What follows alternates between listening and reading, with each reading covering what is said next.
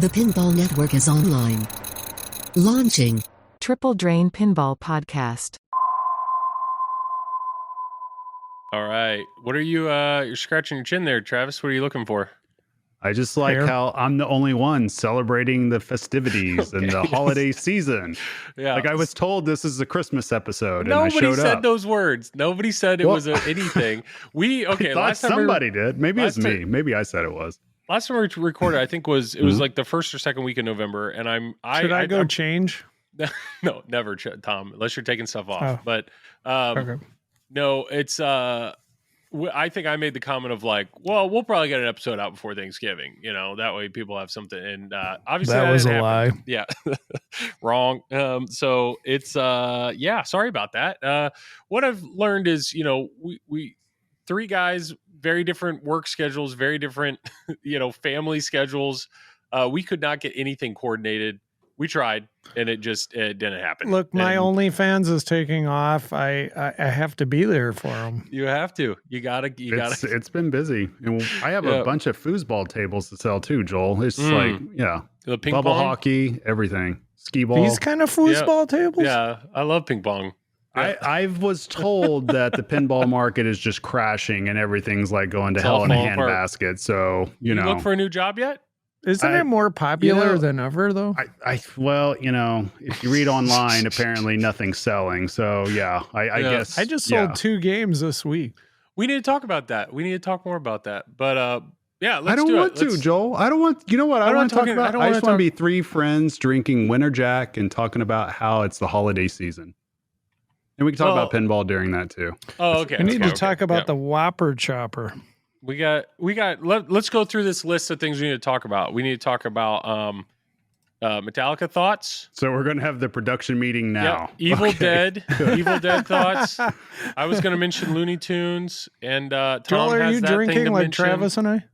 No, He's having a ginger ale I'm or having something. We're good. Yeah. I think that's it. Is that good? I I think went we're with good. the Yingling. We ready to go? Didn't you have a rush beer? I did, but sorry, Joel, we're distracted. I still want to save it. Go ahead and just roll the That's okay. roll Joel's the going intro. to talk forever. Don't worry about everybody.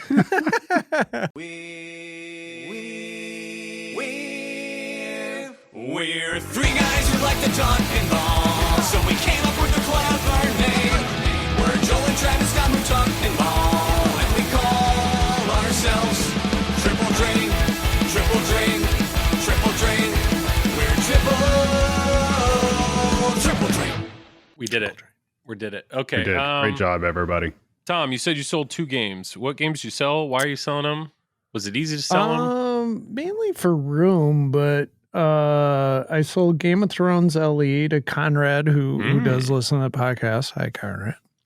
And I sold my Elvira Premium. Okay. So 2 Stern games. Why Elvira? I remember that was you wanted that game for a long time. Why is it leaving the collection? Why isn't it sticking around? Why is it staying? That's the question. Ooh. Uno reverse card, Joel. Yeah.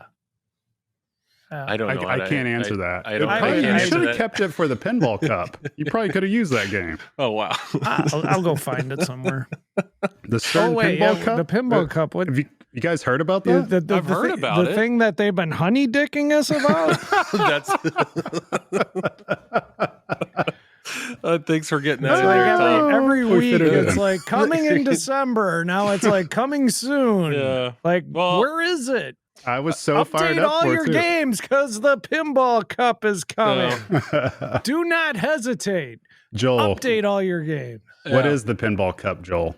That's a great question. I don't know. The problem is I know the guy responsible for it. I'm not trying to call him out in a negative way, but Ben at Stern, who I know listens to this, such an awesome dude. I know he's very much responsible for a lot of insider connected stuff.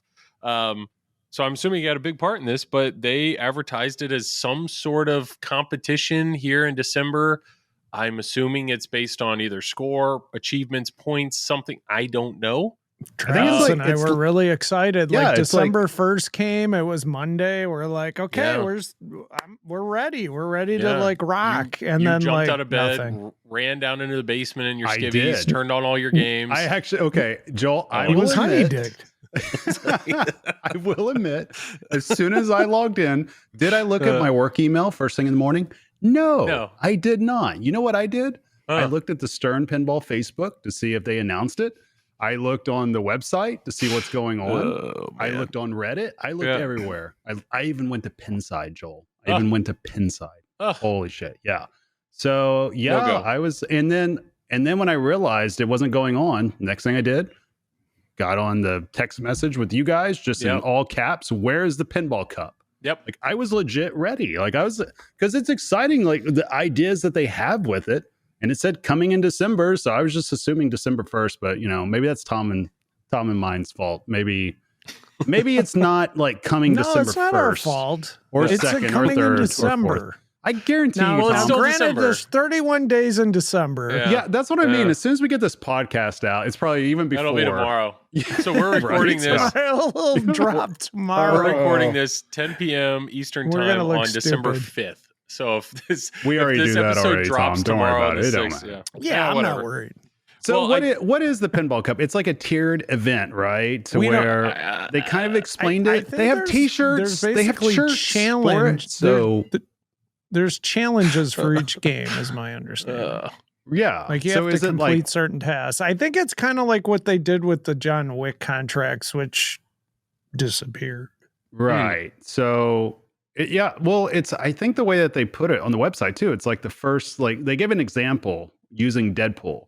And so it's like hard challenge, easy challenge, whatever challenge. And it's worth so many points. And I guess you have like so many challenges per game. And then depending on what you finish, you tier up or down levels, and you go against other people in leaderboards. I think that's there's no need to play because I'm fucking winning it all. Okay. That's all I know.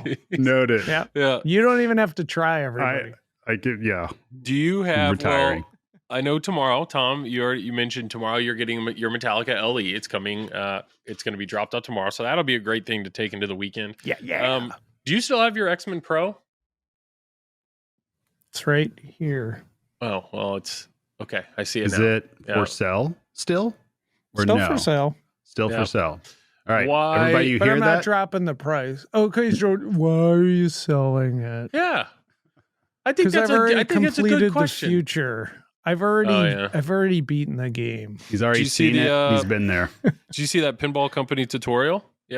Just keep ripping. That's how I did it. Dude, Really? Drop it like it's hot, man. Yep. You guys You got to watch Travis's video.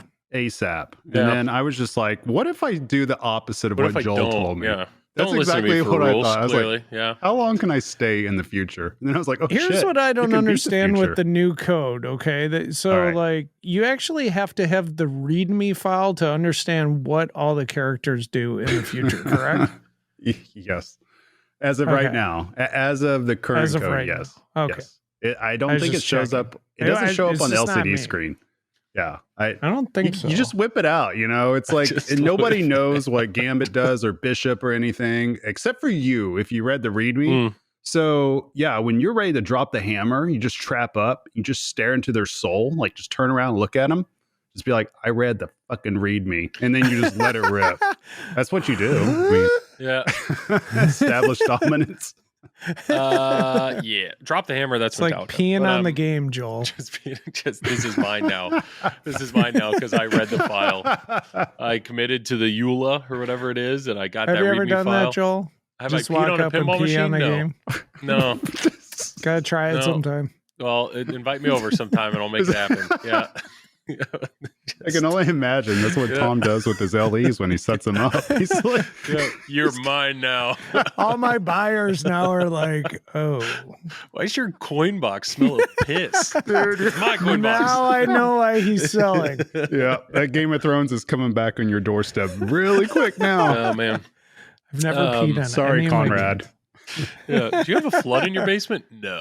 No, it's just Tom. Well, okay, so Metallica. No, let's finish X-Men. X-Men, I will. We already did finish X-Men. Both Tom and I did. You've finished the code, and I understand the code Did you right finish now. it? No, I have Joel, not finished it.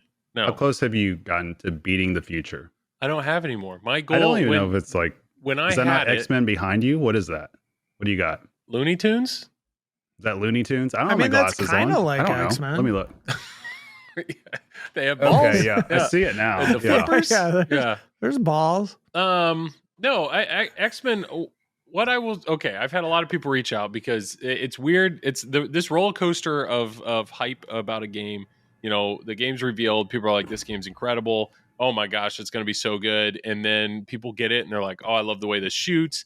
And then all of a sudden they're like, "Man, there's some flipper hop with the lower left flipper." And oh man, my plunge isn't 100%. And then some people get super upset about that, about mechanical issues. And then they're just kind of start twiddling their thumbs about code. You know, they're like, "Okay, the code's fine, but where is it? Is there more?" And then all of a sudden people are like, "Nah, I'm sick of waiting, gone."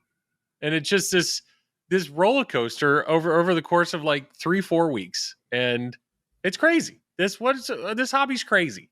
That's pinball. Like that's pinball. That's what, I mean, that's what it's been, right? I like the game. If nobody's gonna buy, I've had some people reach out. You know, there you go. Sell the shit out of this game. Basically, Tom. Here we go. You know, tire kickers. Yeah, but give me that piss soaked X-Men. I'm ready for it. Are they like trying to like say something like, "I'll give you $5,500"? The first question is always, like "Why are you selling it?" Yeah, and the do real you ask them is, why do you want to buy it? I should. Yeah, that's what I do all the time. If somebody asks me why I'm selling a pen, I'm like, why do you want to buy it? I'm going to start doing it. I'm going to start leading with that now. I mean, I'm not talking about with my actual company I work for. I'm talking about personal. Yeah. That's going to work real well with you. I mean, if somebody literally calls us up with my actual company I work for, why are you selling the pin? I'm like, I don't know, to make a living? Like, what do you want me to say? Is this the pinball company? I want one of the pinballs. Why are you buying one? Oh my gosh. Yeah. Yeah. I will say, so X-Men personally, I miss it. I really loved the way it shot. Like I had a lot of fun with the game. But I also, when it left the house, I was like, I'm looking forward to playing this again in 6 months. You know, like I want to see where this code develops to. Unfortunately, since it's left the house, you know, there was a presentation with Pinball Expo, and they showed like an outline of the code of what they're planning on doing with the code. And there wasn't a ton in that outline that isn't already in the game. So I'm very curious what like big, you know, it's like big pieces, big structural pieces. I know there's a couple inserts that are above that, like, I don't know, tic-tac-toe bingo thing. Yeah, I'm trying to remember. It's not Namor. It's like the... I'll look at it right now. Oh, yeah, please. Yeah. Senator Nimrod? Kelly. Nimrod. There it is. Nimrod's in the game now. Oh, so it wasn't when I had it. But it's very clear. It's like, okay, I bet there's going to be some sort of wizard mode when you complete all the missions. There's a Senator Kelly, and then there's a Master Hold with like a Sentinel. Master Mold. Yep. That would be the... Master Mold. Excuse me, I can't read. And even the meta's kind of changed a little bit now, Joel. Like it's... so ever since they put Nimrod in it, now the way that I approach it, like I don't think there's any other videos out about it except for like maybe Carlos when he had like a 86-hour stream on the game or whatever. It's still going now. Yeah, still going to this day. But so the way that I approached it was just to do a couple of like challenging modes or missions to get to the future. Yep. And then never leave the future. Stay there for as long as possible. Access Nimrod. Keep playing the shots. Keep going. Don't leave. Don't leave. Yep.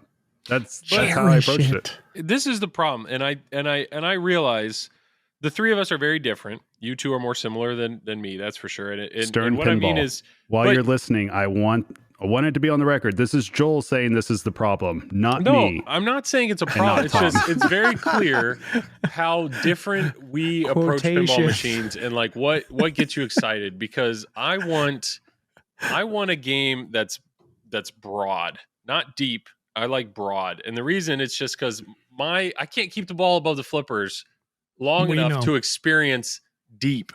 And that's something where, not like Godzilla is a perfect example, and not in a bad way, but it's like I know some of those final modes I'm never going to see. Like I'm happy when I get to a tier 2 battle. I've gotten to Planet X one time. You know, it's like I think this game is very like beginner to mid level. like like well, you're X-Men, saying, right? Yes. Yeah. But that's the thing. Even my skill level, I've seen everything in the game.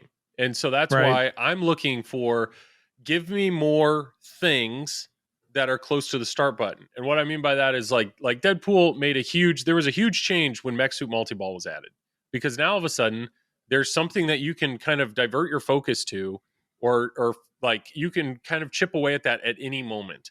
And that was what bothered me when I saw the layout of the diagram of the code. They didn't say anything like that. There was no like side modes, side things, side objectives that they were going to start sprinkling in to the core structure of the code of, you know, play the missions, go to the future, play the missions, go to the future. Like I that's what I want. I want the other things to do if you get bored of doing the main storyline. What you want is to know how to start Save the City. Well, yes, I've done it, and I know it involves hitting every shot, but it doesn't choreograph it very well, and you don't. Yes, there's a lot of people that get tripped up on how to actually do it. Yeah, like a lot of us are like, how do you? Should we actually tell people how to do it, Tom, or just let it stay a secret? I still don't know this. You still don't know? Oh no. No. Are you saying I'm like the only one here that knows? You might be the only one. You hit all the city shots. I don't know if Carl knows. You hit all the city shots, but the challenge is the fact that the X-Jet shot and the mansion shot don't count as one shot. Those count as two separate shots. Two separate shots that you also need to level up. Yeah. Which is near impossible to do. How do you hit the mansion shot without hitting what the hell's the mansion shot? So you hit the X-Jet, which ramp goes up and whoop on the side, and it goes across. Danger room ramp is also. So the ramp that's coming towards you into the danger room, that's called the mansion shot. How do you hit that without hitting the X-Jet shot? How do you do that? You have to fall in there. Wait. You're saying that the ramp that comes around, isn't that the mansion shot? The mansion? I thought it was just I thought they were just going ahead and just counting it as the danger room ramp, and we were just getting our verbiage. Either way, the way it's described is you have to hit all the city shots, and then you're supposed to level them up equally, and that's the other challenge. Honestly, I've been to Save the City a handful of times. Every single time I did it, it just happened to be lit after I got out of the future, either the first or second time. Right. So I feel like there has to be some other limitation of like you have to visit the future first. Till you do something. Well, just think of it this way: it acts like a total annihilation. It's very hard to pick up, but if you envision it like that, that's the way it is. So give me the inserts so you have of to like hit showing 3 shots three on everyone. of everything. Yeah. There you go. I just hope, but it has to be equal though, because I think if you go above it, right? If you can, I think you can go all the way up to like 5 or 6 shots, and if you happen to go above it, then the other one has to catch up. I think. I'm not 100% positive, but yeah. Either way, That's it's nothing. Weird. It's just complete ambiguity. Like you have no idea what's going on, and all of a sudden, boom! That center ramp or that center shot is blinking yellow, and the Save the City insert is blinking yellow. So until they add either something in the instant info information, or they put something on the LCD to signal how many times or what you've hit, you're out of luck. Yeah, they have like the level up indication in the lower right hand side or towards the right hand side of the LCD, but it happens so fast that there's no way for you to catch it while you're playing. I thought the level up was the Beast Lab. I thought it has nothing to do with Save the City. No, it's a separate thing. It's a separate thing. Okay. You can also level up your shots too, which is part of Save the City. Well, maybe this is you would know this if you read the README. I don't think it's on there though, to be honest with you. So it's kind of convoluted if you don't realize it's there. To me, it's like, I think I'm good on Stern for addressing the auto plunge issues. They're apparently sending out kits. Hopefully that fixes most of it. My main takeaway from the auto plunge thing was I cannot think of a reason why you would want to manually plunge X-Men. There's only a few places the ball would come out. Like, I don't, even as a tournament player, I don't see it being advantageous to short plunge. Like, no, just get the ball to your right flipper. So and start going. If 100% of the time you want that ball to fully complete the path, in my opinion, it's like, why was it not a button then? Why did Stern not eliminate the plunger and put a button, just like Monster Bash or Looney Tunes or anything, Rick and Morty, just like an auto launch, boop, hit the button and go. And I understand, I have faith that they could design one that would still fit within their current standard cabinet. But that, like, to me, when I had the game, I never manually plunged. I was always using the action button to auto plunge. And so I feel like that would make a designer's job easier too, because you're only having to account for hopefully a very controlled launch. But just a thought. So I'm glad they're fixing that. The lower left flipper bounce, some people are talking about moving that wire form. There's already people working on mods to try to get rid of that flipper hop.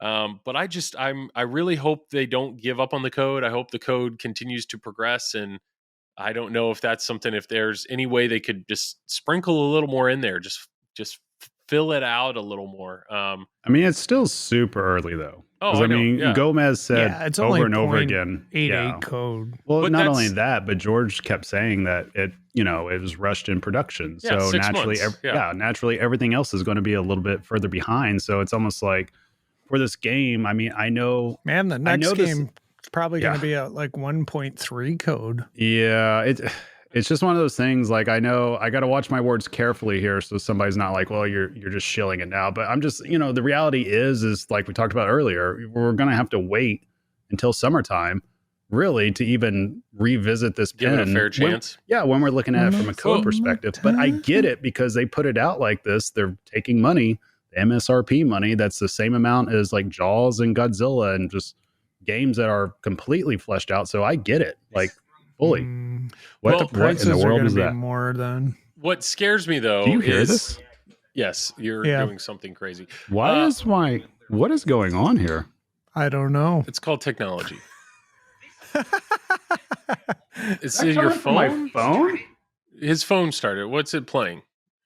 Your I don't know. Ripper X DVD or something? What I are don't you know. doing? I guess it thought it said, "Hey Siri, like play that." Oh shit!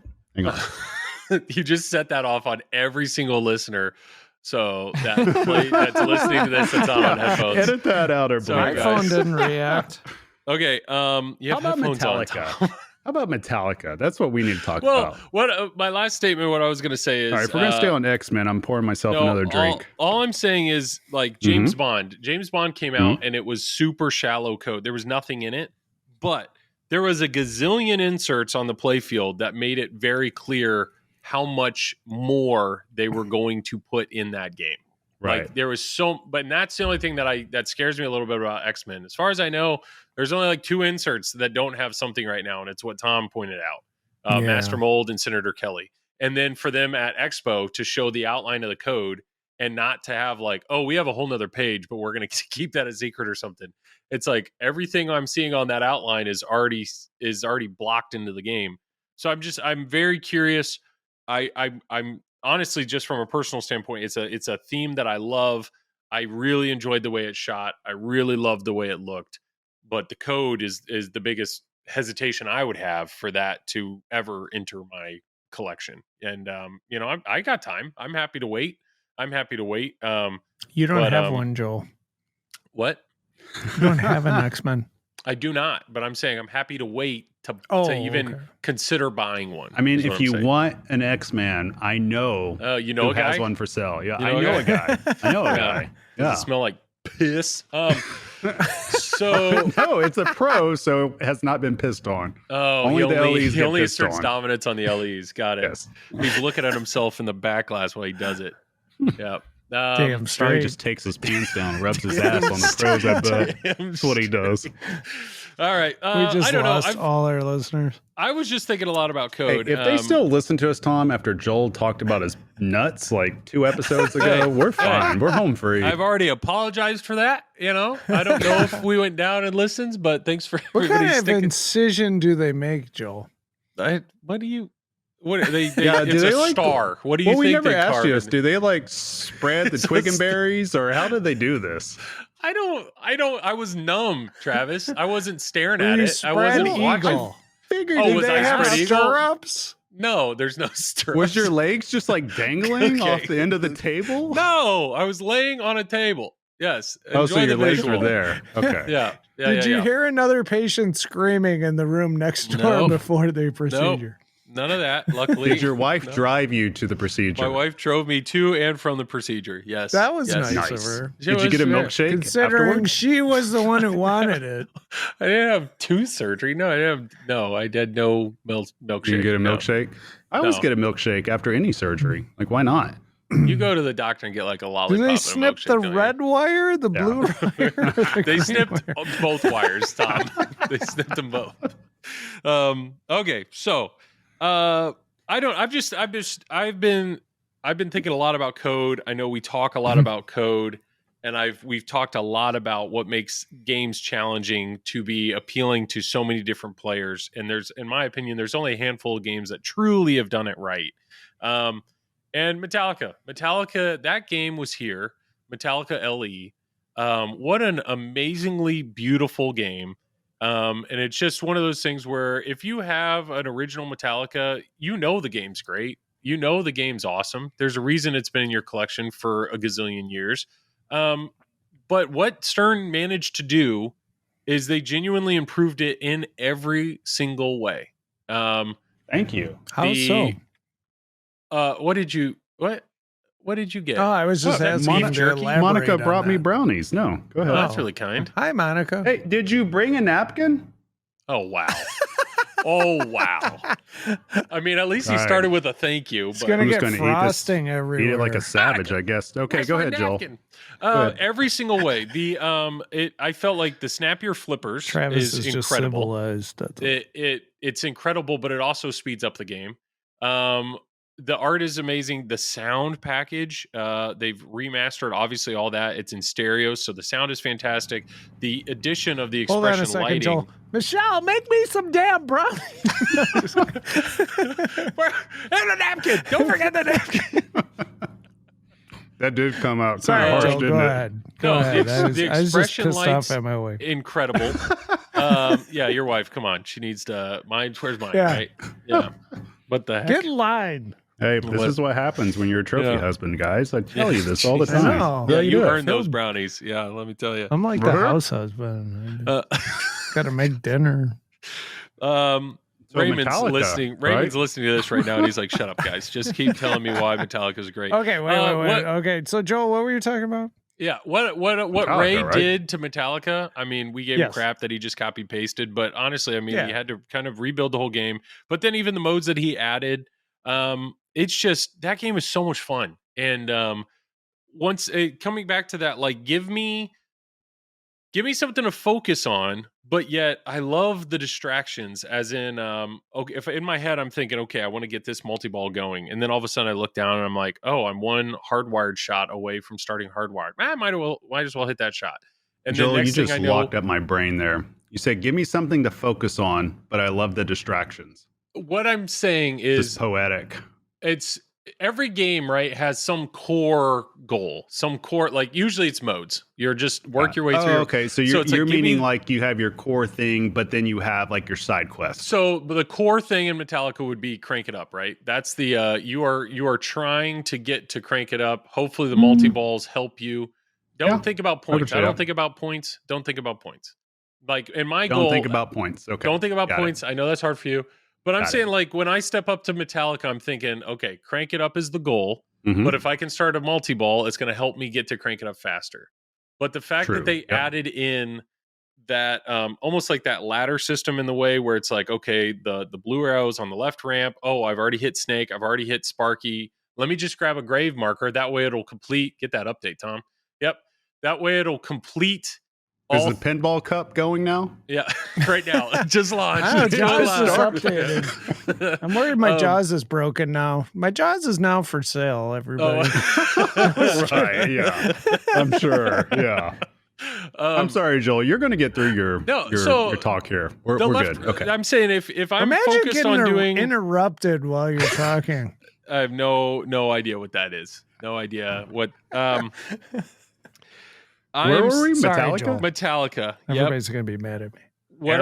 Arrows to the right ramp. Where are we on right now? I'm lost. I would love to get into it. I would love I'm muting to do myself that. right now. Yeah. Just shove that brownie in your face.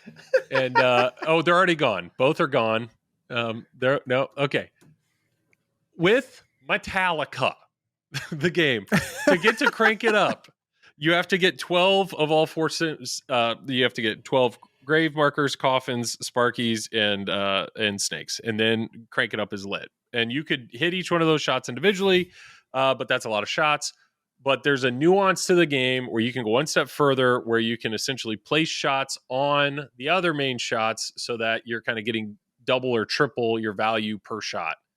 And there's a whole nother layer to that, where if you put a snake, a grave marker, and a sparky all on one shot, then you can hit the shot again. It'll start to hurry up. You hit the coffin, and then you've locked in that shot. So that shot for the rest of the game, or until you get to seek and destroy, that shot is giving you the best bang for your buck you can ask for. And it's just, what I'm saying though is, at least for me in the way that I play, I love how I have an objective, but then all of a sudden I'm just seeing other things where it's like, let me do this real quick. Let me do that real quick. And it just adds this nuance, this constant decision making in my head of what do I want to do right now in this moment? I'm only a few shots away from that multi-ball. Let me save it. Let me work on this. And in my opinion, it made it feel like every time I stepped up to the game, it gave me a different or a very unique playing experience compared to some games, which it's just like, do this mode, do this mode, do this mode, mini wizard mode, do another mode, mini wizard mode. Like, and I've realized these modes I can do better than others. So even though there's 10 modes in the game, I'm going to play these 3 almost every time. Like, there's something about that that I really loved. And I don't know. I had a ton of fun with Metallica. Even though there's no modes in the game, like, it's not a mode-based game, but yet it still drew me in. And everything I explained, it took me a few times to explain it because it's kind of complicated. But yet my dad steps up to the game. My dad likes Metallica music, and all he needed was Sparky. That's all he needed in that game was Sparky. He streamed with my brother and I the other night, and for 2 hours, every single time he hit start, it's very clear his only goal was to get Sparky multi-ball going and survive. And he was having a blast. So the fact that game was designed at a level where you can have one mech that's that engaging for an average player that they keep wanting to play, but yet also has this crazy nuance for, intermediate to advanced players to want to, attack it in many different ways. But then to go one step further for you tournament nuts, I had Preston over, he streamed it with me, super skilled tournament player. To see him set up a 4-way jackpot, and then to get to crank it out, build it up and then hit the 2x to cash out, like, to have the nuances there for you guys to keep you coming back for more.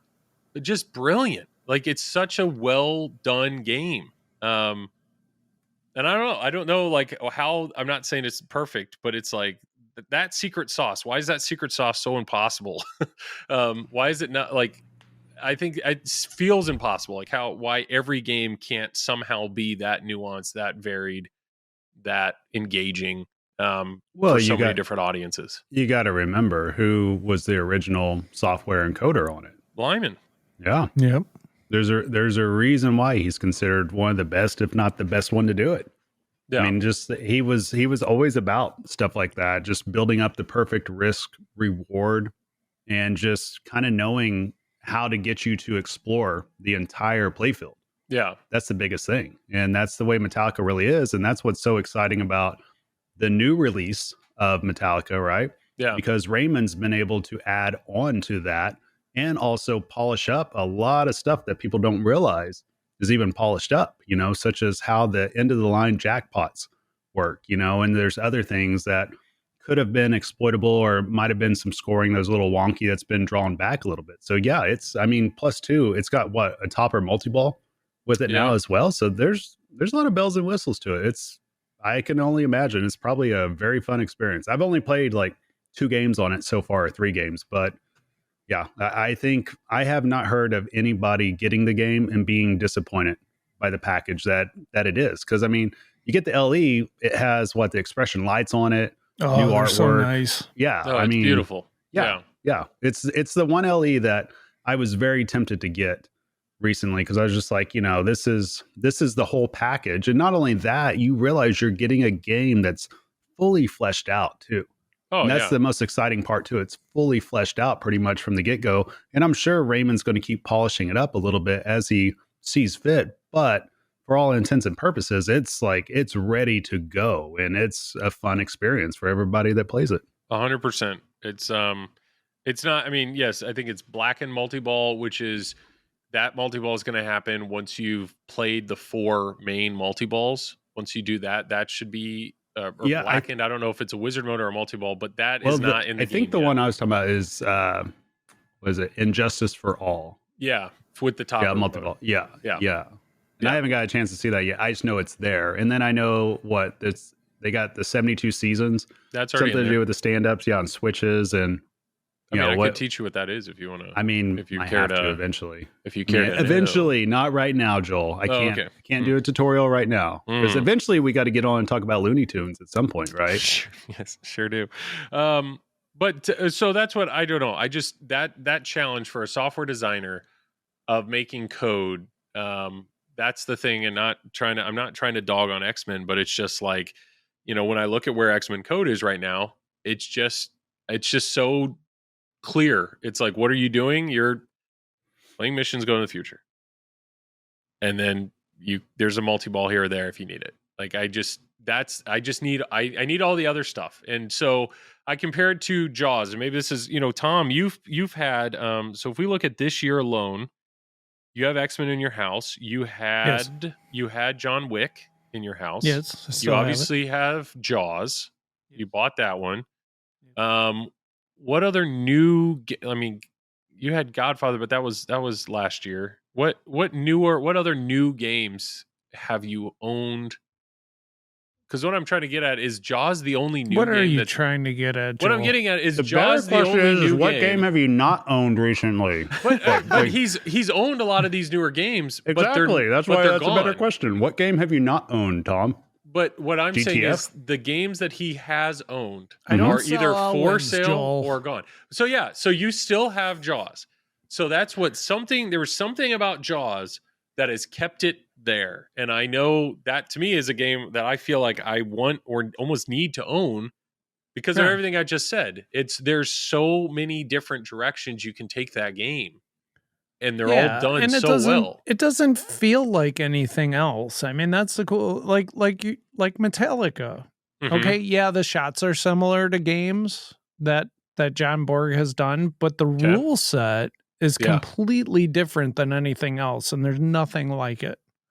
Okay, that's how Jaws is, and those are the games I like, where there's just differences in code.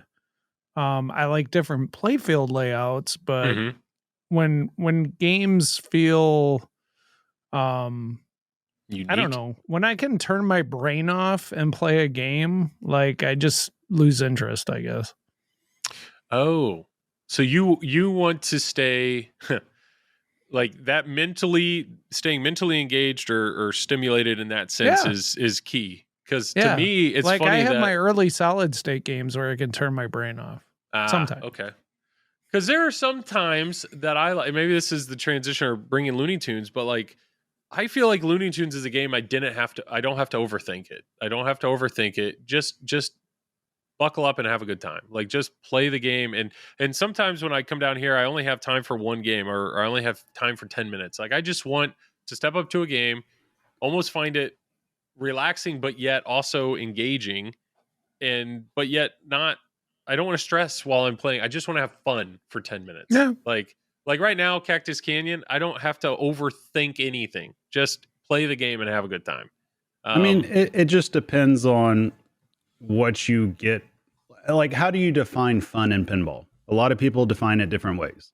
Right. It could be an old school solid state, such as like Harlem Globetrotters. People just love ripping a spinner.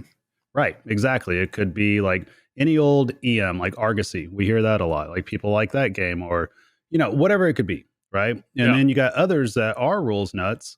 Like I know I'm like this. I enjoy getting a game and breaking it down and figuring out, okay, how can I totally break this code? All right, how can I piece this together? If I do this, what is the 3 to 5 things that could happen? Sure. And what else could I add on to it?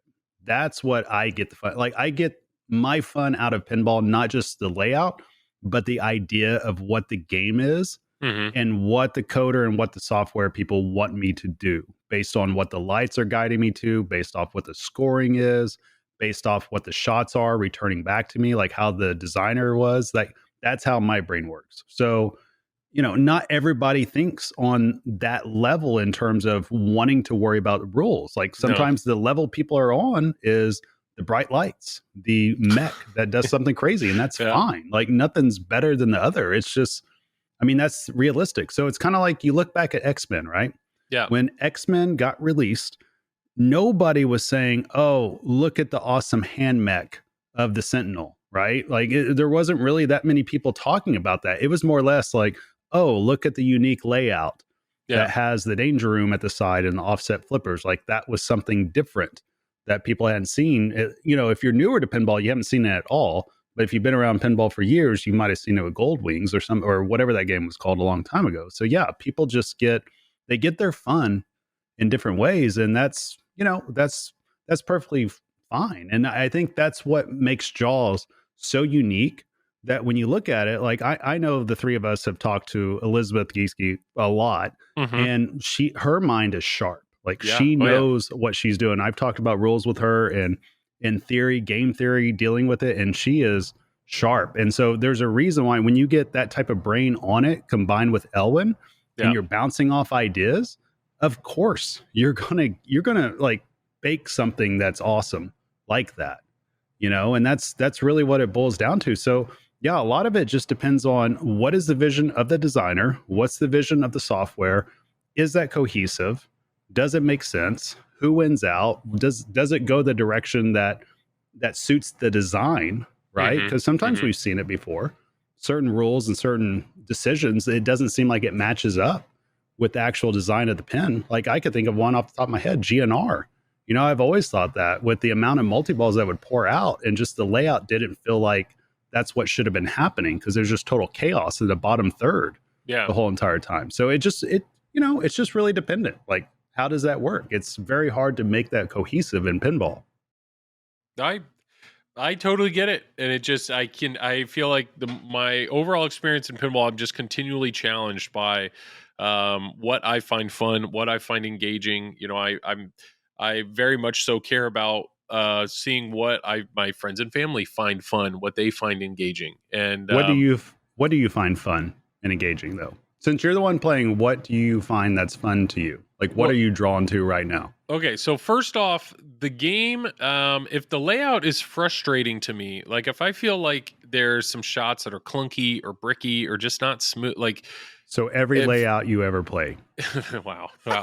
No, there are definitely games. So an example would be Alien. I actually, there was a lot about Alien pinball I liked, but I did not enjoy the way it shot.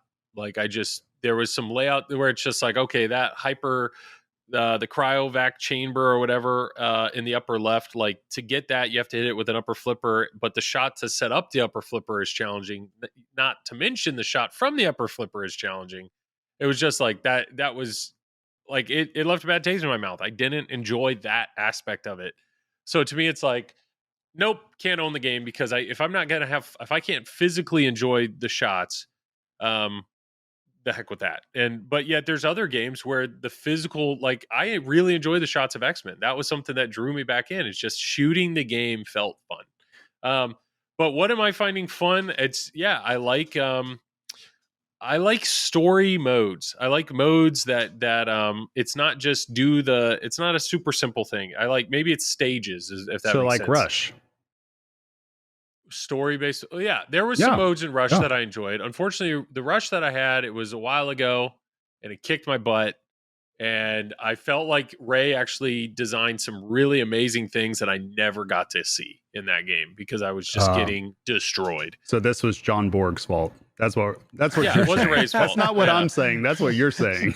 Yeah. So That Looney makes Tunes, sense, though. like I get what you're saying, though. It Looney makes sense. Tunes right now, every single mode in that game is an episode. You're playing an episode of the cartoon, and it's not just like hit 7 shots. It's like, you know, it's more like you got to do this, and then the scene is changing, and it's now the bull's following you, and you got to do this, and once you do this, and it's like changing, and I just feel like it's bringing me along. You're saying you and feel like you're doing experiencing this something moment. meaningful, is what you're saying.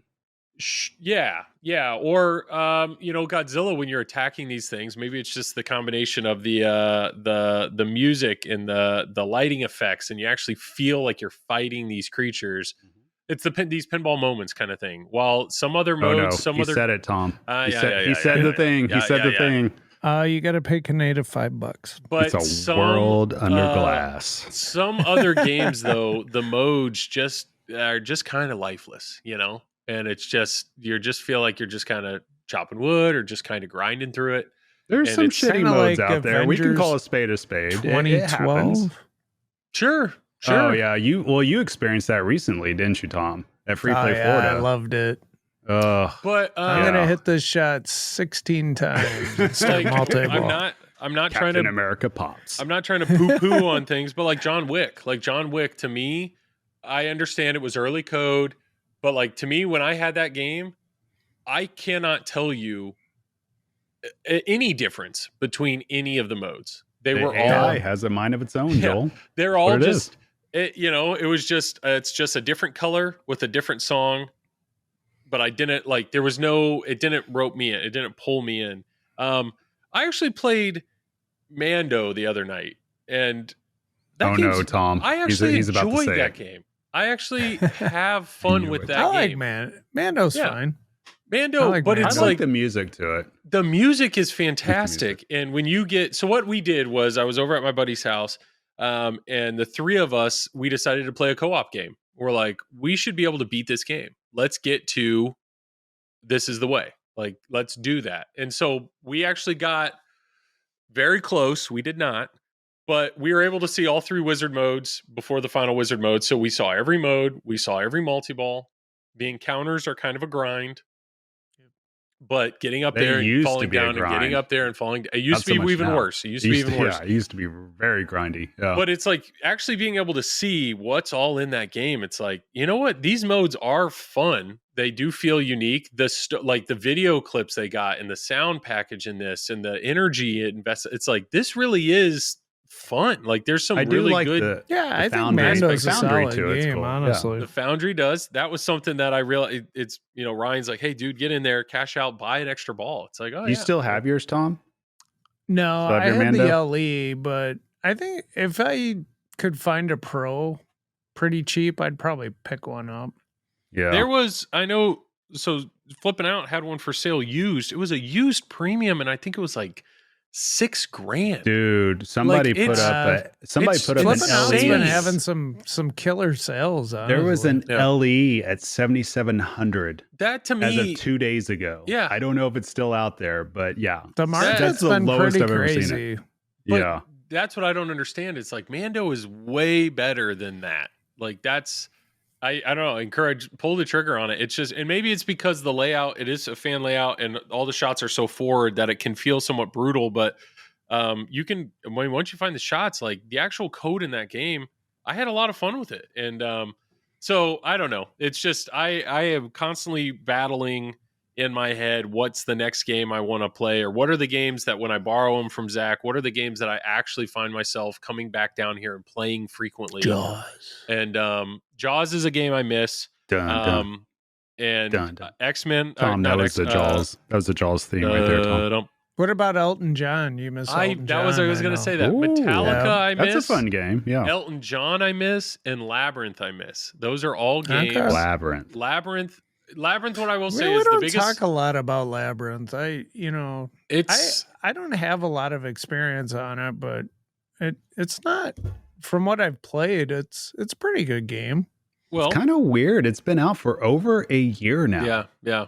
Like I remember because I lost to Joel on that somehow. That's right. I don't know how. Well, what happened was I scored I more never points played than it you, before. Travis. That was what You that's had the the actual rules person in your ear saying, "Hit this shot." It was just natural ability. I just got the double-barreled middle finger when I came up. double barrel. Did you save that for the transition to Evil Dead? Yeah, I think Bowen actually. That was pretty sweet, wasn't it? Yeah. I think Bowen helped me through it a little bit, if I can remember right. He didn't help enough, but but what Labyrinth did well, and Carl, our good friend Carl, he loves his Labyrinth. Like Carl, yeah. What Labyrinth Carl does really loves well is the modes that are in that game all feel they're story-based modes, their stages or whatever. They all feel so very unique. They're so very different. And but yet there's stuff sprinkled throughout the code along the way, you know, little mode here, little mode there. There's this whole friend multi-ball. You can build this, like they give you all these other things that you can mess with on top of these really fun modes. But go ahead. Legit question. Okay. Because it just clued up. So I apologize for interrupting here, but Tom could probably answer this since he has an X-Men also. X-Men, if you look at the missions, they are kind of story-based, and it is about rescuing the X-Men and, you know, making sure you're changing the future and bringing them out. Like, why is that not appealing to you right now on that level? Because they are kind of like that, they right? need, like Juggernaut. Juggernaut's what, like 3 shots? Like, there's no story there. My God. Tom, have we reached the point to where Joel's like, yeah, it's too easy, man. Joel's too good. Joel. Juggernaut's he's done it. If you want to tell me a story it's over. It's like that story is boom, boom, boom, you're out of the mode. Okay, so what you're saying is Juggernaut is a big pussy. Jugger bitch. that's what Tom's trying to say. But I maybe that's the fleshing out of, you know, they put the mode in, but maybe they can add that. Okay. Or we had talked about what if they make stages? What about the tier 2? Tier 2. What about the tier 2 challenges then? Or what about the challenging ones then? You just start all the tier 2. Yeah, because I mean, you can raid the Sentinel facility. I mean, they have them on a conveyor belt, so that's kind of thematic, right? But what's changing while you're playing that mode? What's changing? Nothing is changing. All it's doing is a shot scrolling from back and forth. That's it. It's a conveyor belt. But the whole time Travis you're playing killed that mode, X-Men for everybody. He did. He ruined it. You're saying, if you start it right, you can just keep hitting the middle and it'll fall on it every time. Those launch parties aren't about following a narrative. They're about winning the damn game, Joel. That's why they're there. Score the points. Let me tell you, everybody, I came in second and third in all my launch parties for X-Men, so it didn't work. Well, I say all this because I like these story-based modes or these stages where it's like you're focused on one shot and then now you have to focus in another area and then you have to do this and you feel like you're actually working your way through something. I really like that. So if I really like that, do you feel like Jaws is story-based? Why am I playing with my hat like this? Good God. I don't know. It's just in my hand. I have a napkin, so you gotta wipe that brownie goo on something. But is Jaws story-based though? Like, I mean, they have the encounters, but does it actually feel like you're in that scene? Scars a little bit. Scars a little bit. I see. I was like, honestly, it doesn't feel like you're actually in the scene, but the shots and the sequences are what's fun about it. You know, so it's kind of. So you're saying it needs some pinball moments? I didn't say it. It's got enough because you got the little fin and all that. No, it's fine. I'm just pointing out, like, a game could be great without that. You know, a lot of the Jaws modes you're working, and then all of a sudden, like towards the end, the fin is popping up. So now all of a sudden, you're doing something different or unique. And I'm talking about the modes that I really like, but I realize, like Godzilla, there's nothing fancy about Gigan. Gigan is literally it's 8 ramps. Like, that's not a fancy mode. Are you calling Keith lazy? Is that what you're saying right now? That's what I'm hearing. I'm not saying anything, but for some odd reason, I'm okay with that mode because it's totally different than how Ebra feels, which is it's accessible. Yeah. Yeah. So, and then, but yet you get to the tier 2 said battles. You phoned it in. Message sent. The tier 2 battles actually have a lot more variety and depth. So there's some balance there. Like, that's what with X-Men, I really don't like that they actually unlock the challenging modes right from the get-go. I could agree to that. I preferred give me the easy 4 modes. Get me to the future, then unlock the challenging modes. I will say the caveat is, though, if those modes were gated or those missions were gated, then everybody would be playing the same exact 2 or 3. True. I think, and even though that's right now true. kind of everybody still is for the challenging ones, maybe there just has to be some way that they can try to differentiate it. Godzilla, those tier 2 battles are gated. You're playing the same 4 he's battles. got a point there. Every time. But you have all the side quests with Godzilla, such as Jet Fighter, such as Saucer, such as Rampage, such as Heat Ray, such as Loops, such as Mecha Godzilla, such as Godzilla Multi-Ball. That's my TED Talk. I'm done. I get it. Another thing I miss, game I miss, is Pulp Fiction. Pulp Fiction was, I think, the modes in that game feel very unique. Hey, I'm about to put mine up for sale. If you want one, nope. I'll I only like games that have been pissed on. That's my that's the only games I want to buy. Are I want to what do we like about so I Pulp can destroy Fiction? their score. Okay, I will tell you, like the pulse, is that what it's called? Is it the pulse? It's something with a heart. It's when you get through the 5 main modes in the know it unlocks this. It's when you're injecting you're nearly there. The steroids into their heart. Yep. I know what you're talking about. I can't think of the mode off the top of my head, but I know what you're talking about. That mode's insane. That mode's so great. And that's an actual mode. What a great pinball moment. Yes. Yeah, you got to play through all the scenes. Yeah. Well, that's what you have to do. Pinball, that's why. It's great. It's an awesome mode. But each scene is I mean, it's making you focus on something different. Maybe that's it. I really hate modes where the mode is just all the shots are lit. Like, I don't want to focus on the whole game. I want to focus on, like, kind of, I don't know, make me focus on something. Don't just tell me hit everything. Don't tell me I hit everything. That's what it's called, Joel. The shot. Okay, there we go. Yeah. There we go. Okay. Thank you, Tilt Forums, whoever did that. Yeah.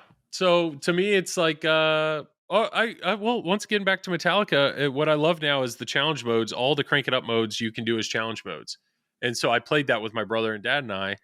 And so of the 4 challenge modes in there, all 4 feel very different. And that's great. That's great. Like, I like that. I don't know. Just is this how you think about pinball too, Tom? Yes. There you go. Joel, you're on the right track. I'm getting there. I'm growing up. I'm growing up. And so that to me is what the layout has to be good for me to want to buy or own a game. But the code, really, it's the code is the thing that keeps me coming back. And then that one weird caveat is, but I also need something in the game that Joe Schmo can step up to the game and have fun with. And that's the Medieval Madness Castle. That's the building in Godzilla. That's Sparky Multi-Ball. Like, you can't I give think me that's this. the ultimate goal for any pinball machine. Like, you have to, it has to, the beginner level, everybody from beginner to elite has to enjoy it. And then there's got to be enough juice to squeeze out for the elite players. Oh yeah. And that's, I will say, when Jaws was here, both my wife and my mother-in-law at separate times, they played it by themselves and then came over to me and they're like, what, that fin popping up? Like, somehow they had fumbled their way through getting to that point, to that first multi-ball where the ball was held, the screen's screaming at you. Yeah. Shoot it now. They see this thing pop up and they know it's not shoot it now. It's kill it now. But both of them were able to experience that moment. And that was enough of a moment that they wanted to play it again because they didn't hit the fin, and then wanted to immediately come tell me how cool that moment was. Like, that, obviously, as a designer, that's the goal, right? That is the goal, to put in the other quarter or to talk about it. Did you see the fin? Did you get to this? The goal is to keep hitting the start button. Yeah. To get something that resonates with the player. Yeah. I mean, and that's the thing too, is it obviously resonated with them emotionally too. Oh yeah. I mean, because that's really what it is. And it's very hard. Like, if you make one shot like that and it was just a white wood, right? There's only a select few people that would get super excited about it, right? But you have to, like, truly bring everything together, which goes with the shot, the sound, the light show, right? And just any assets that you can bring in with it. And that is a unique pinball moment in the game, obviously. So, you know. I don't know. This is just me rambling about my thoughts with, but I've heard for the record, everybody listening, we get these text messages from Joel all the time, like 10-minute long voice messages, just rambling while he's in his golf cart, no less. Yeah. Yes. Well, you actually write it all out. Your rambles are like paragraphs. I just go. And if I realize if I'm going to write more than one sentence, I'm just going to do a voice record. That's true. Record my voice. I need to start doing that. I need to buy myself a golf cart, get in there, get my iPhone to my face, and just go. Yeah. Okay. So I will actually keep this real short. What I want to say about Looney Tunes is, it's almost like I feel like I need to apologize. What I mean is, honestly, this is me just being honest and truthful. If I ever looked on Pinside, if I ever saw, one of the threads I watch is like, show me your game room. If I ever saw somebody had a Looney Tunes in their game room, I would think less of them. Or I would think yes, that's what I mean by that. And this is me apologizing. You just pissed off the 4 listeners that have a Looney Tunes with us. My God. What I mean by Do you that, feel the same about Texas Chainsaw people? Or wait, which one sold more, Looney Tunes or Texas Chainsaw? Is it? I don't know, actually. I don't know if they've shared that. I thought when I made that comment, I was just making a joke that I thought it was Texas Chainsaw, but now I'm thinking it's probably Looney Tunes. Image of Joel killing as the Grim Reaper killing Looney Tunes. No, I'm saying totally the going to exact kick opposite. you in the nuts next time he sees you. My God. Let me explain. My experience with Looney Tunes was only at shows. Mm-hmm. And the game never shot that well. Mm-hmm. Almost, I think every time I played it, there was something mechanically wrong with it. I think when we played it initially at TPF, it like reset on us. There was like, it just wasn't, you couldn't hear the game. So the game just kind of felt a little lifeless. So to me, it's like, I felt like Looney Tunes was one of those things of, if somebody owns this game, it's because they pulled the trigger day one before they saw it, before they had a chance to buy it. And probably just haven't sold it because they feel like they're just going to lose too much money. Like in my mind, I was thinking like nobody really loves this game, right? Because this is just me being negative. But I hadn't really heard anybody gush over this game. I know my personal experience playing this game wasn't great. I know from you, not necessarily you guys directly, but like it's not like tournament players are raving about this game. Nobody's streaming it. Like it's just the demand for it isn't huge. So I just didn't have positive thoughts about Looney Tunes.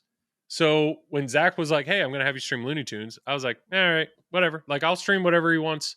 Whatever he wants to drop off. Zach. Yeah. All right. Let me slog through this.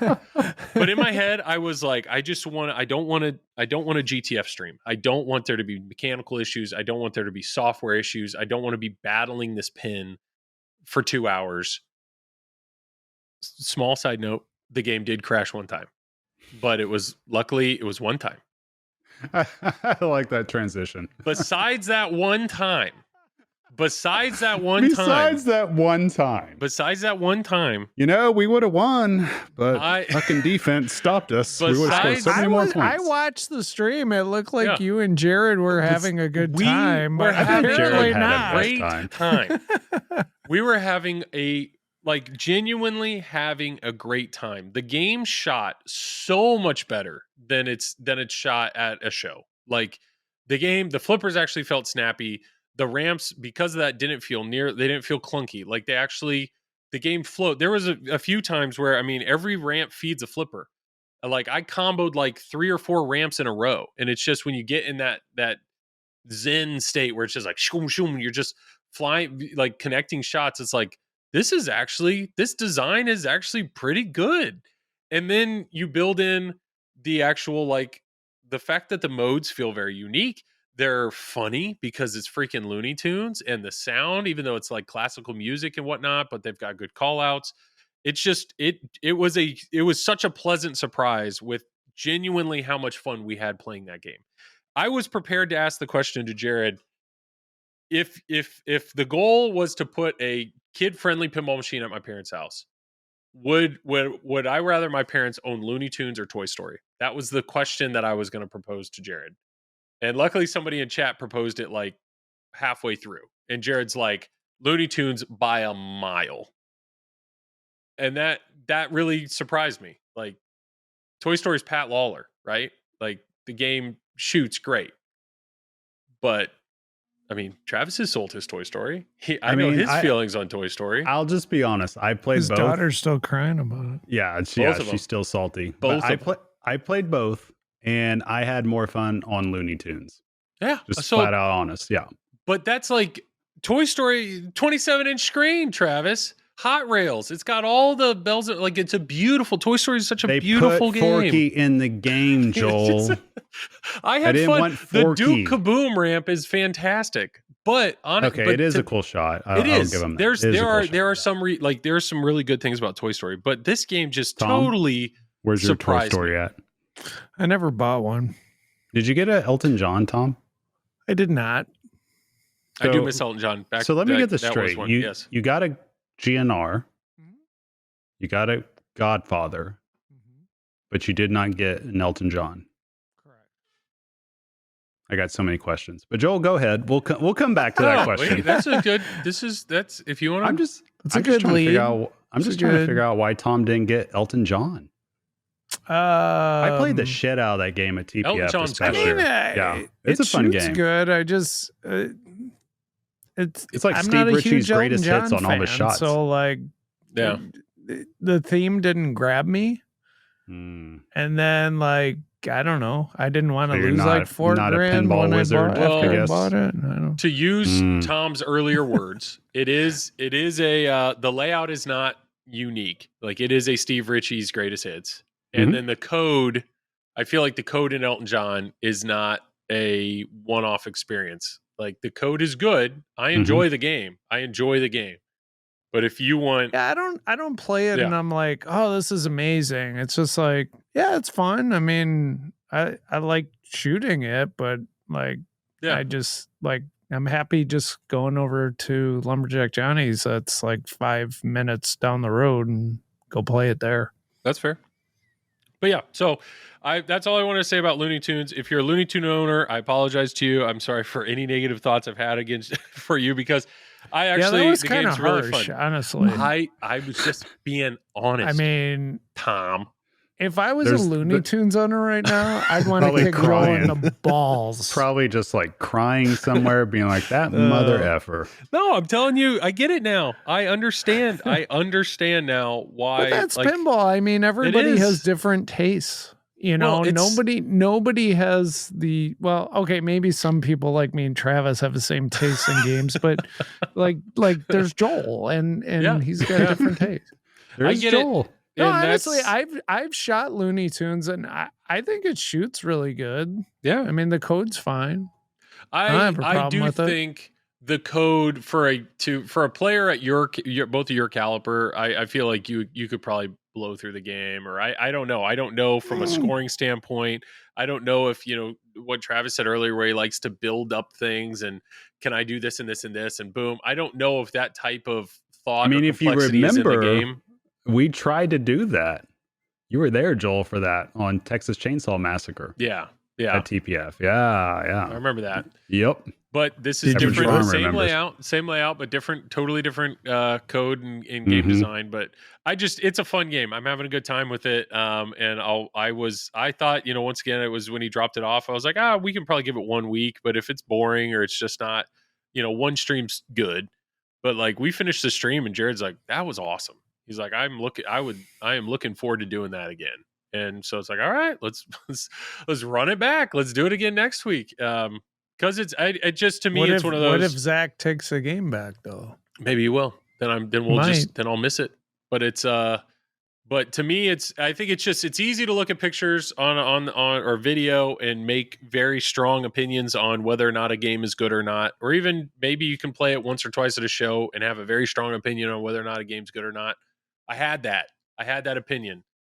And now that it's actually here and I can play it and listen to it and focus on it, I just did a complete 180 on it, and now I need to apologize for my very strong negative opinions on the game. The game is great. So when is Zach bringing Evil Dead? Great question.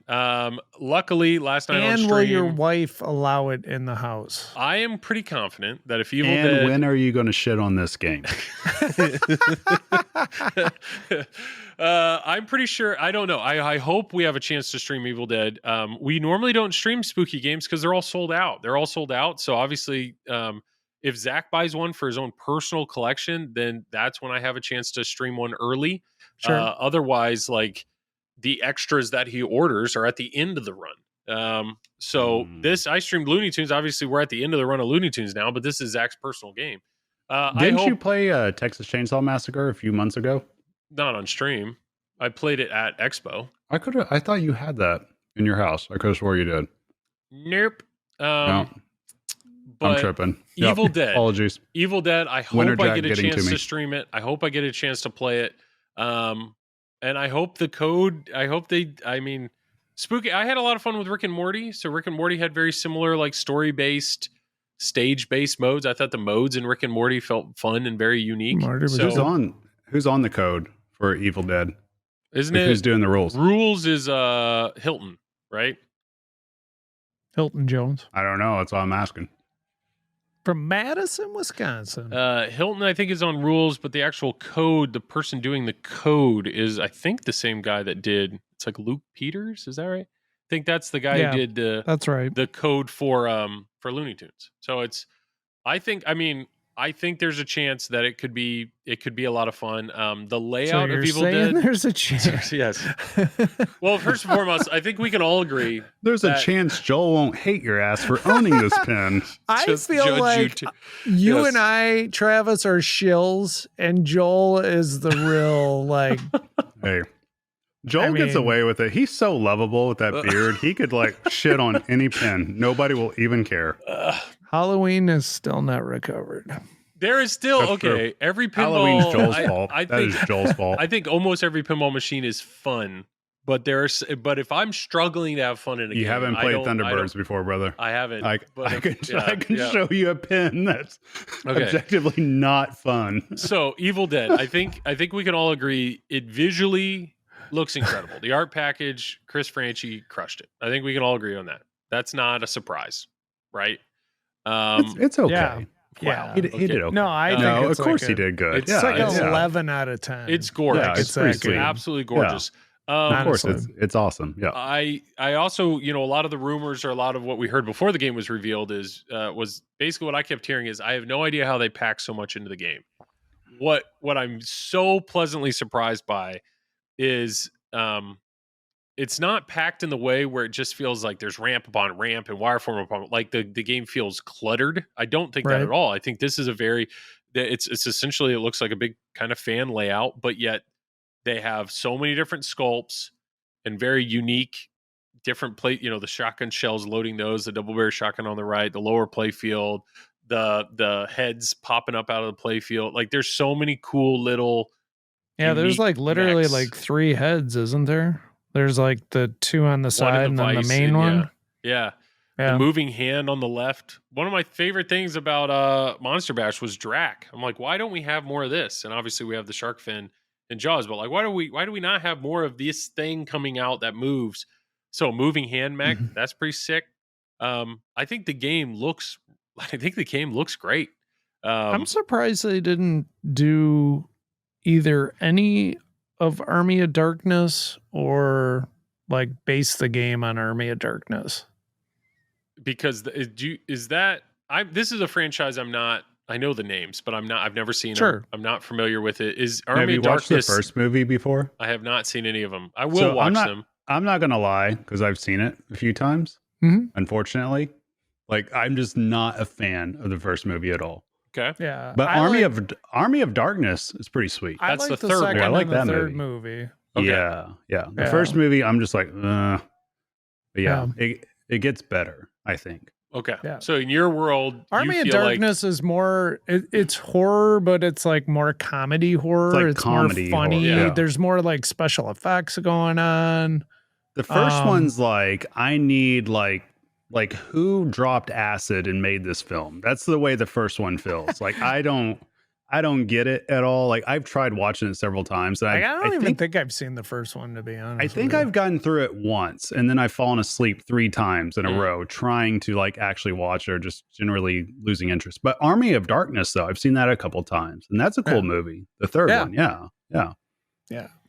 Have you seen like Fast and Furious like 80 times or something? Like what's the movie that just keeps you?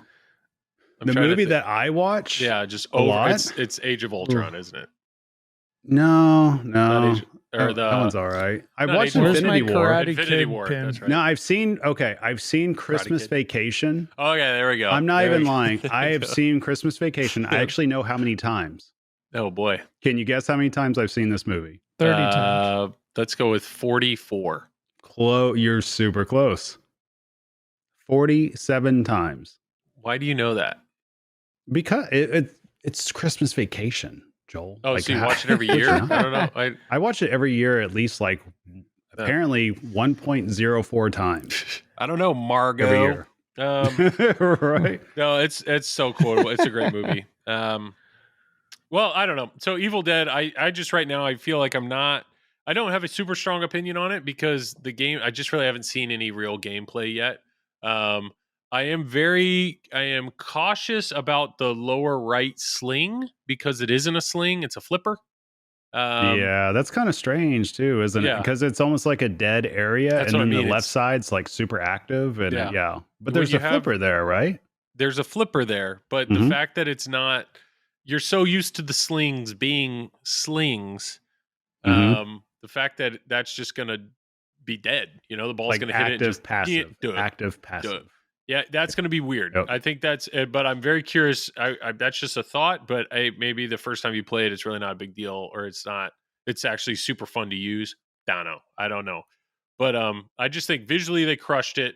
They got call outs from Bruce Campbell. They've got all the video footage. I mean, it looks like on paper they got everything in line to knock this game out of the park. But we'll just have to wait and see how fun it is, how fun the code is, and hopefully I'll get a chance to shoot it. If you're in on one, if you're buying one, I'm excited for you. I think this game could be really, really neat.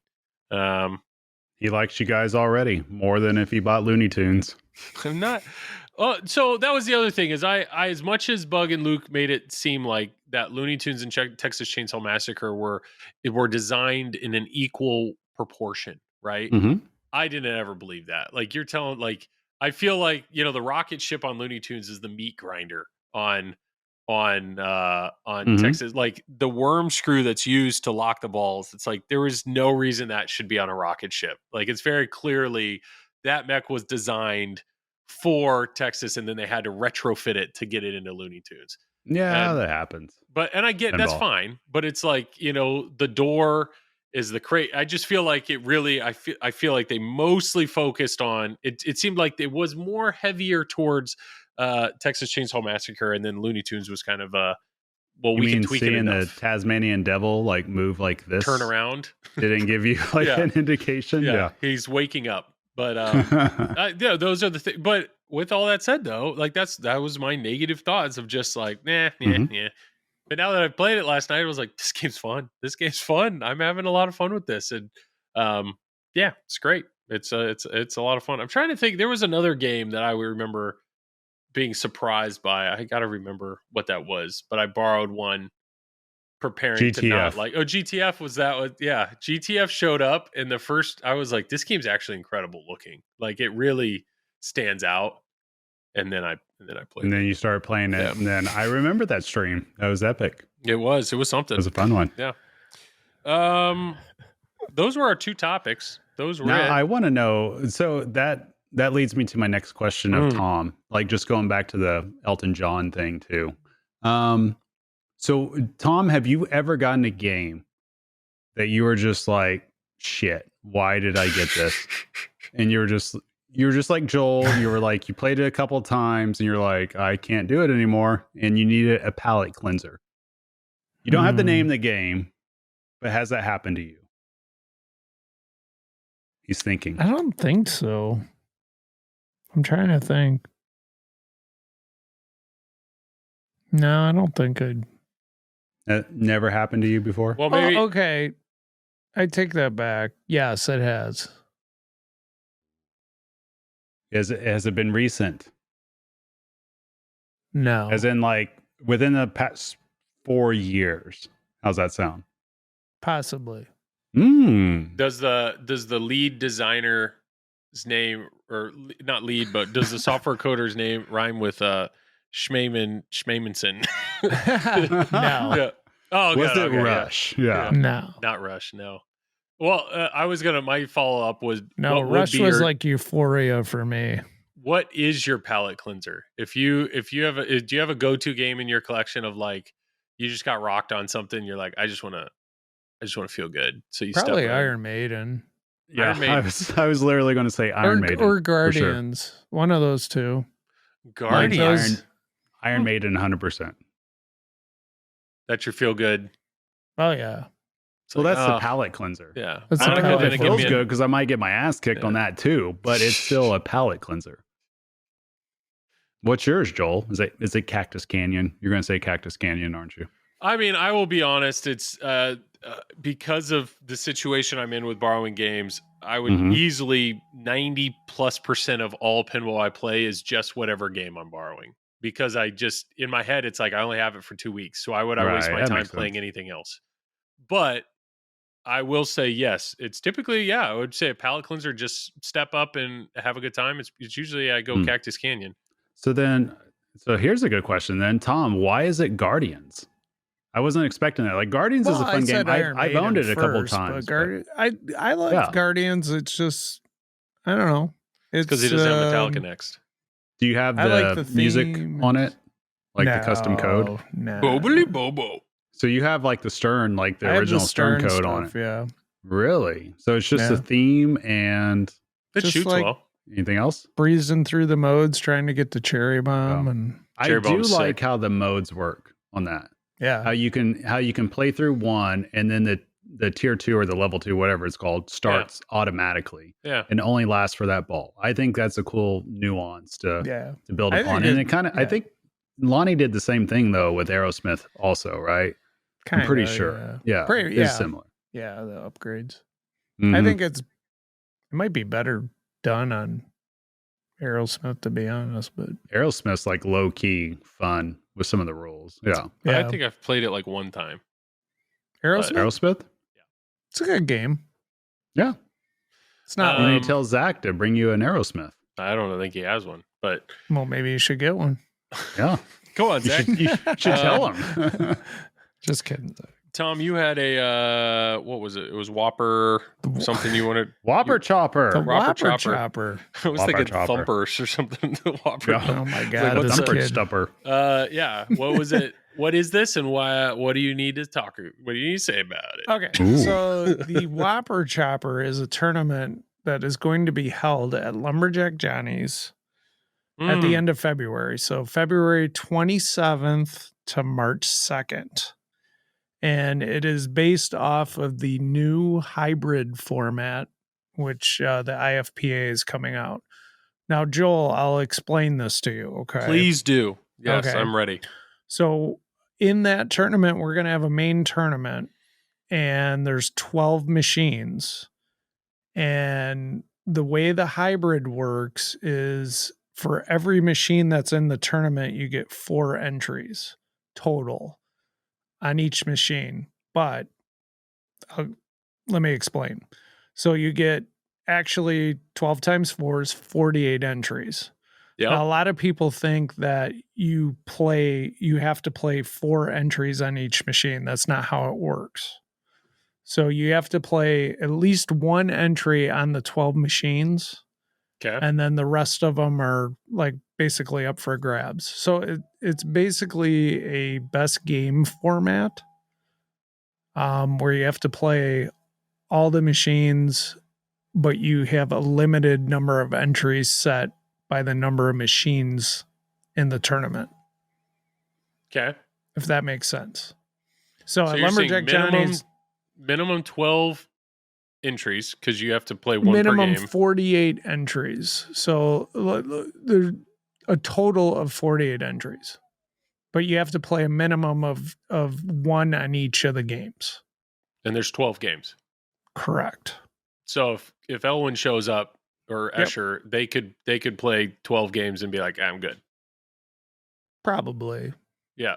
But instead of it being a pump and dump, which is unlimited as long as you're paying for it, the max that you're going to be able to play is technically 48. Correct. Times. But here's the caveat.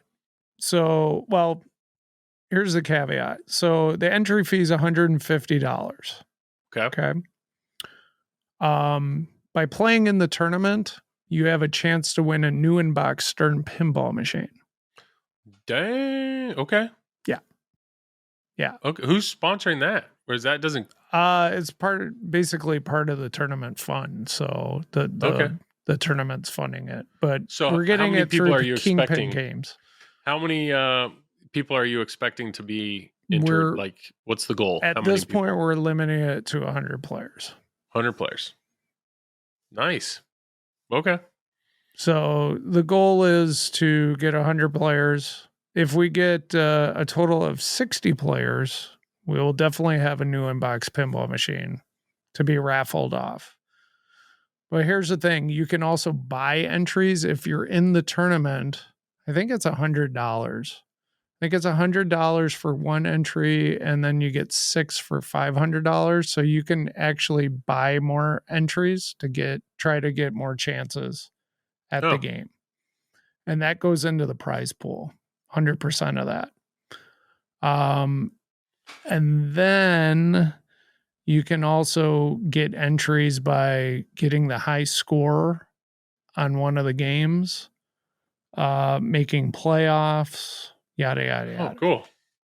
So there's a lot of chances to basically try to get a new in-box pinball machine. We just decided we didn't want necessarily the winner to get it. But they also have chances of doing that based on, if they win the tournament, they're going to have some more entries. Yeah. And vice versa. So the winner gets the Whoppers, but somebody in the tournament is getting a game. Correct. Nice. I like that. Well, and prize money too. So if we have, if we have 100 people, the winner's going to get over $2,500. Okay. I like money. Payday. Yeah. No, not at all. And you're streaming this, right? I'm streaming it, of course. Sweet. Tom Graf streams. And you're streaming next week too, as well, right? I never stop streaming.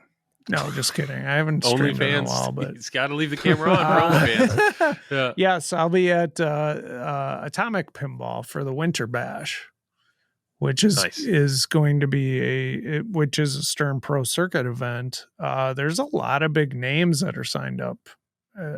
There's Travis Murie, Tom Graf, yeah, Neil and Graf? Joel Engelberth. Yeah, no, just kidding. Joel's not coming. I don't think Neil's going to play, is he? What's that? Neil's not playing, is he? No, he has finals. He's too busy watching our past flipping out streams. I know he loves them. I love that comment. But I think isn't Keith is signed up? Keith Owen and as far as I know, Jason Zoller. I thought. Yeah, I think Zach Zoller signed up. Andy Bagwell, Greg Kennedy, Luke Nahorniak. I think Jared August is showing up.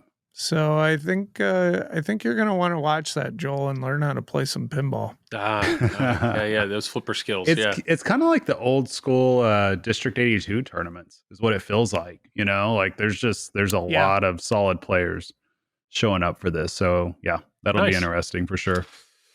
Well, it was because people heard I was streaming it. That's what it is. It had nothing to do with anything else. 1,000%. Yeah. 1,000%. It is. So we said at the beginning, it's December 5th. So we're hoping to record another episode before the end of the year. That's I think we can happen. do it. So that we can. I think we could pull it off. So that we can do a year-end review. Yes. But obviously we did not do that for Thanksgiving. So we hope it can happen. We hope it can happen that the end of the year episode is always a fun one to do. Who would you give the turkey leg to, Joel? You know, if you were like John Madden, who would you give the turkey leg to? Monica with those brownies, you know? All right. Yeah. But yet she keeps it, you know, she sets realistic expectations by not bringing the napkin, you know? Like, I know. Yeah. That's like the biggest FU right there. Just gives you like a bunch of chocolate. It's all gooey. No napkins. Like, figure it out. Yeah. You're going to be on camera. Yeah, deal with this. Right. I still do not have my brownies. What? Did she not hear you? Did she not know? I guarantee you she's been in bed for the last, since probably before we started recording. So yeah, mine's either asleep or charting. So she's not making brownies right now. No, hopefully we can do a year in review, but if we don't, this has been another fun year. Obviously, thank you so much for the people that listen or click on the YouTube video. Thank you for all of our Patreon supporters. You know, we've been to a lot of shows and people that have come up to us saying they love the podcast. It's surprising every single time. People that have bought merch. You actually listen to us. Thanks. Yeah, it's crazy. I mean, there are people around the world that have bought merch for this, and it's crazy. A lot of people, when I was at the UK Open, came up to me and like, "I love your podcast. It's awesome." Yeah, and I'm like, "What about my stream?" Oh no. Oh, okay. Yeah. Well, it's humbling because we talk about this all the time, and legitimately it's like we screw around a lot on this podcast, but we also realize we're three idiots with a microphone that just like hanging out and having fun, and it's definitely, and we're it's not humbling. Trying to hurt anybody's feelings like Joel. Exactly. We all have our own goals, okay, for this, you know. So I remember I was told that I'm only trying to shill Stern because I asked you too many questions about Avatar. Yeah. And then the Stern people, it was in our notes. You don't remember? We will show anybody but Jersey Jack Pinball because they did not invite Travis and I to see Avatar. So and when I say Stern people, I mean like Stern fans. I heard from them that I talked about Avatar too much. And I'm like, everybody pick a lane. Pick a lane. We are all gonna start talking about haggis or home pin or something. Yeah, I know. Everybody's mad. I asked today Joel it'll questions. be spooky. You talked about spooky too much. I know. We can't. I know. Yeah. Everybody will be like, Travis, why did he just shit on Looney Tunes? I'll be like, what did I do? What did I do now? It's Travis. When in doubt. So the email is tripledrain@gmail.com. What I will guarantee you is Travis will not read your email. He doesn't. He has access. He doesn't know how to do it. Tom and I read all the emails. We try to respond to all the emails. That's true. But I appreciate it. I appreciate it. It goes through a filter. Yeah. You know, and Joel reads it and Tom reads it, and then they save my feelings from myself. They're like, oh yeah, everything was great. Nobody's shitting on you at all. We should probably tell them what our email address is. tripledrain@gmail.com. The problem is once I realize some of the words are longer than about 5 or 6 letters, I realize you're going to struggle, Travis. So that is true. That is very fair. Yeah. That's not even a low blow. That's like fact. So yeah, I agree. Oh man. I'll just read them out loud to you. That's what I'll start sending you voice memos of Travis is the email. Let me read it to you. Dear Travis. I'll be able to listen to. Yeah. Why'd you hate on Avatar? We appreciate everybody. Even the people that take the time to listen, we appreciate it. And the people that end up sending us messages, even if it's like critical, even if it's disagreeing with us, like that's totally cool. Yeah. You know, I'm perfectly fine with people disagreeing with us because I mean, hell, I live with it. Like Monica disagrees with everything I do, and it's perfectly fine. But I love her to death because, Joel, you should see it. I'm treated so bad, Joel. Yeah, so bad. Yeah, so bad. I don't know how anybody could do this, but I survive. Glimpse behind the curtain. One day at a time. Travis sent us a picture over the weekend of him hanging 3 TVs. He goes, "This is what I'm doing today." And what's funny is everybody in that text thread realizes there is zero chance Travis is hanging these TVs. That was his job. That was his task. But it wasn't. It was like 2-3 hours later. What do we get? We get a picture of Monica hanging the TVs. He gave up. He realized, nope, Dude, So somebody had to hold a beer. I didn't even start. I didn't even start. I just sat there with the beer on the couch. Monica knows by now. We've been married for nearly 20 years. We all know, Travis. She has seen me fuck up enough stuff. She's like, it's fine. I got it. It's not a secret. It's not even strategic incompetence. I just simply can't do it. And it's fine. I know my lane. I could just see the conversation. Travis on the couch with a beer. Yeah. Monica, the power tools are over there.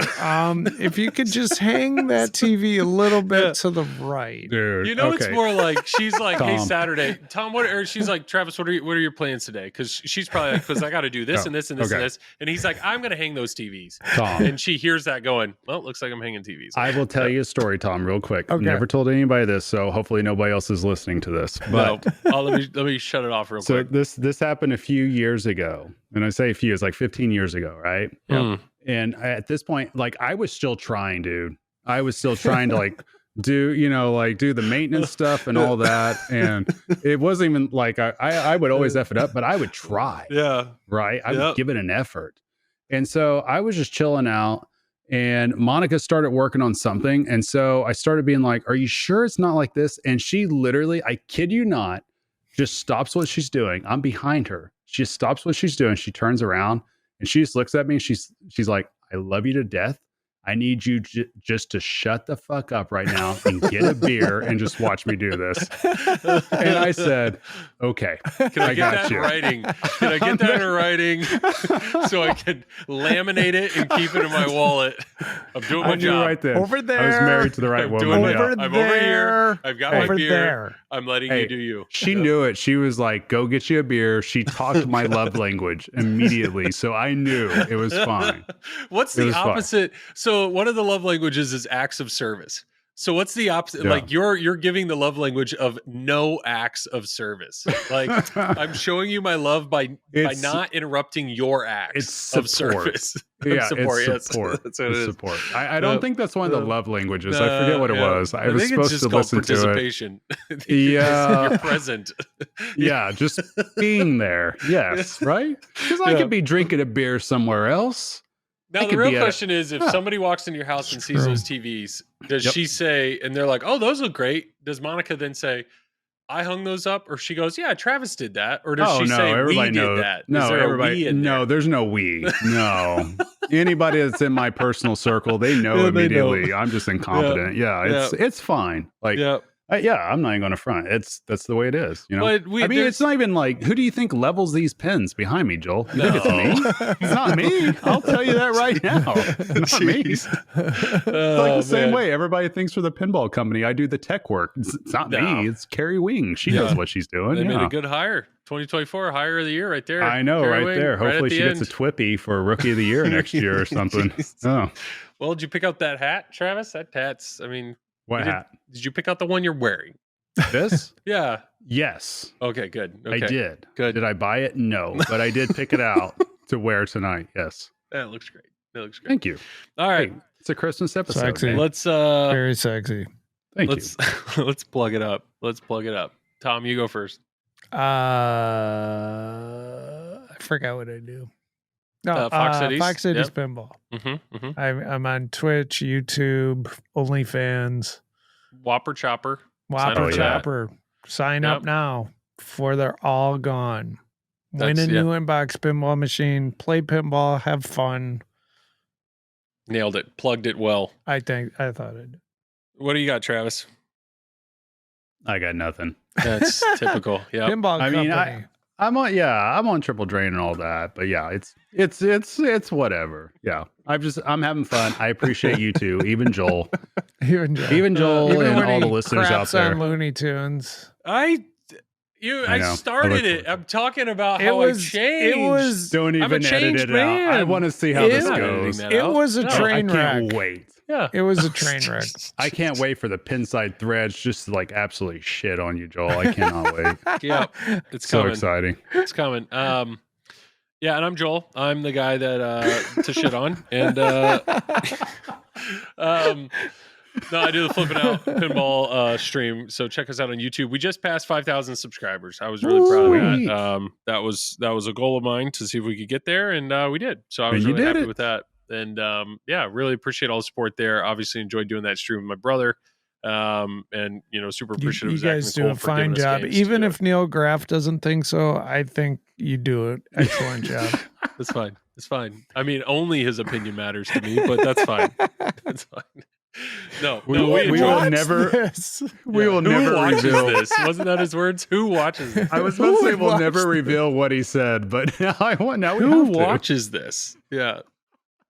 That's valid. He's not the first. He won't be the last person. Hey, that's a sub 20 elite player saying that. So yeah, so, they're in another world. Yeah. So far, the sub 20 comments I've heard is who's watching this, and Escher saying, if you're looking to Joel for rules, then you're host. That's the current feedback I've gotten from those sub 20 players. So far I'm doing real good. The kids are all right. I know my audience. Yeah. The kids are all right. They're just like my actual kids. They have no filter. They're just freaking brutal. If you're not ready for it, they'll just make you fucking cry. But yeah, they're like, Dad, why'd you sell Toy Story? Dad, why didn't you do something? Is that what no, it's like they just like the young 20-somethings just look at me like, why are you so old? Yeah. What happens, man? Yeah. It's part of it. All right. I think we're good. Tom, like always, you get the last words. Shit, I wasn't ready.